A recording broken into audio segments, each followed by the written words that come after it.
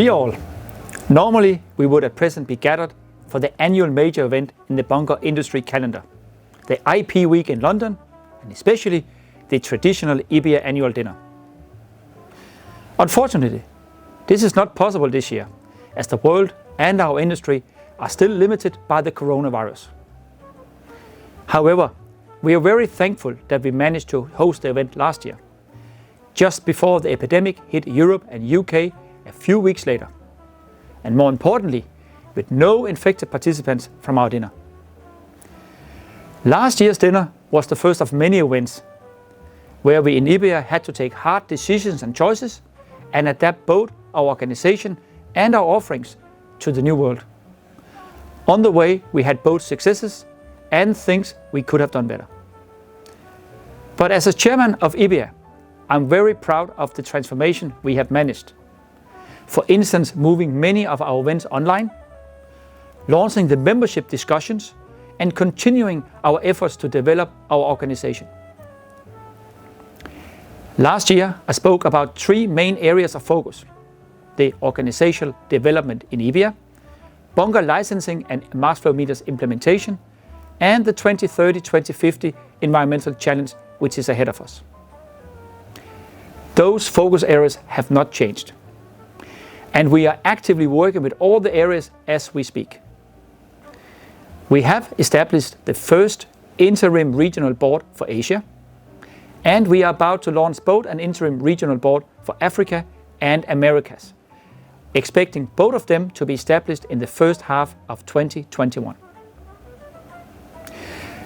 The ambition with the regional board is to bring IBIA closer to our members and to better understand the regional challenges and to provide our members with the platform for dialogue, discussions and development.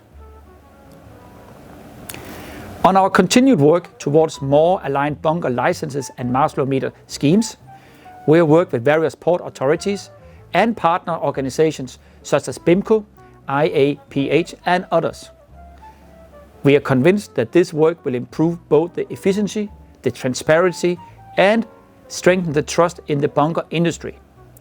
This has already been proven in the world's largest bunker port, Singapore, who has shown the way forward for professional bunkering.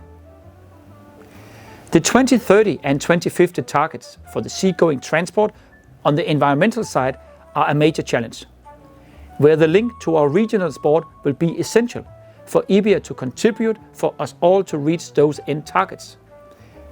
However, the talk will soon need to be followed up by actions, and we do believe that only in an open and transparent partnerships, even among business competitors, we can as a human race overcome this obstacle.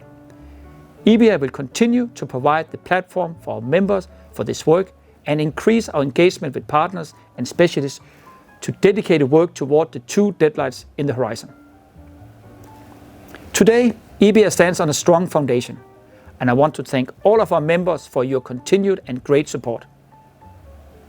Also, a big thank you to all of our sponsors and the support for the IBIA campaign earlier this year. You are essential in making it possible for IBIA to do our work and be the voice of the industry, both directly in IMO and in more general terms. The team that forms the IBIA Secretariat has, similar to most of us, been working remotely from their homes. And still, we achieved the transformation to the digital world and have emerged stronger from the challenges than we in March 2020 had hoped for.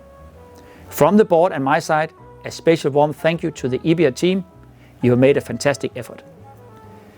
Let us optimistically look ahead and hope that we continue to meet both online and in real life soon. And together, let's strive to make our industry better every day, our influence stronger, and our voice louder. A toast to IBIA and to you all. Let us make 2021 a great year for IBIA and our industry. Cheers.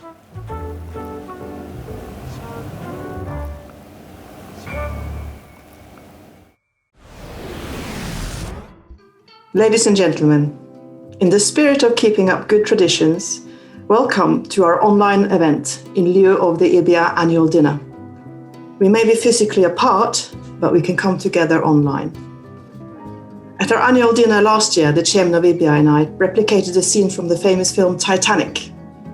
We chose this theme because we were at the start of a year where that many feared would be a disaster due to the implementation of the IMO 2020 sulfur limit. A year on, the industry has navigated successfully through this monumental challenge. Solid preparation and planning gave us the tools to manage the risks we knew were coming. IBIA played a key role in the preparation process through our work at the IMO and through providing education and information at events and in publications. What we didn't know this time a year ago was the extent to which 2020 would be impacted by the coronavirus pandemic. The world was not prepared for this, and it continues to severely restrict our lives. But shipping is the engine of global trade, and the bunker industry fuels that engine.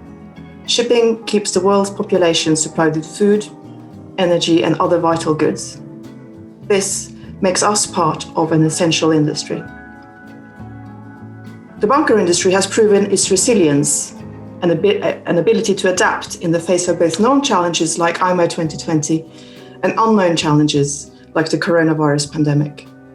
This resilience and innovation will serve us well on the road towards zero emissions, which will be challenging.